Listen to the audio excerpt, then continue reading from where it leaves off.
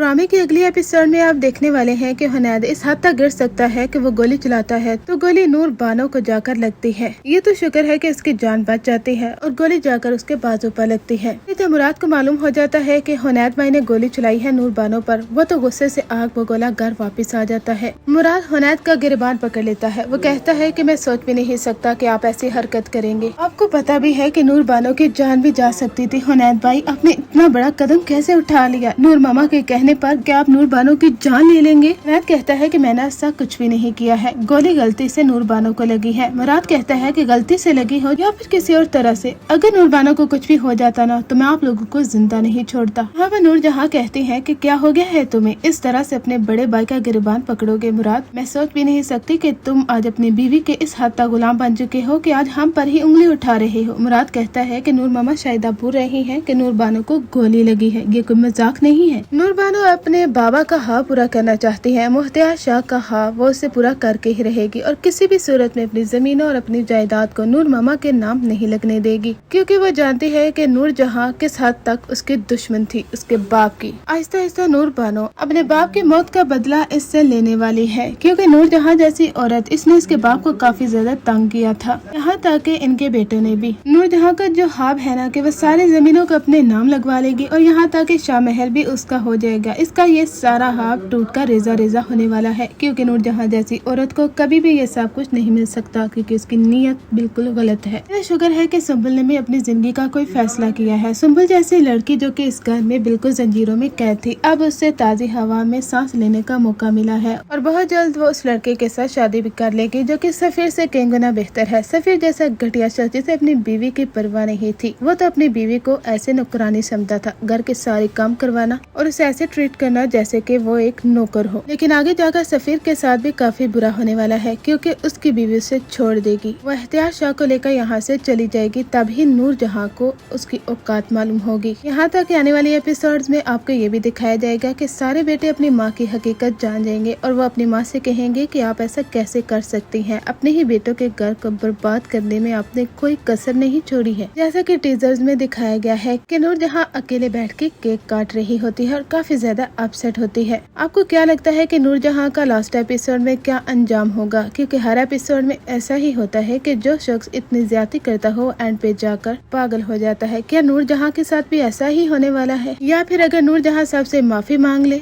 तो उसकी हरकतों को माफ कर दिया जाए? अपनी राय का इज़हार कमेंट सेक्शन में जरूर कीजिए। इस एपिसोड में ये बात काफी अच्छी थी, जहाँ पर मुराद नूर बानो के लिए स्टैंड लेता है। नूर बानो ने तो यही समझा था कि मुराद अपनी माँ के इशारों पर ही चलने लगा है, लेकिन नहीं, मुराद उसका बहुत करता है।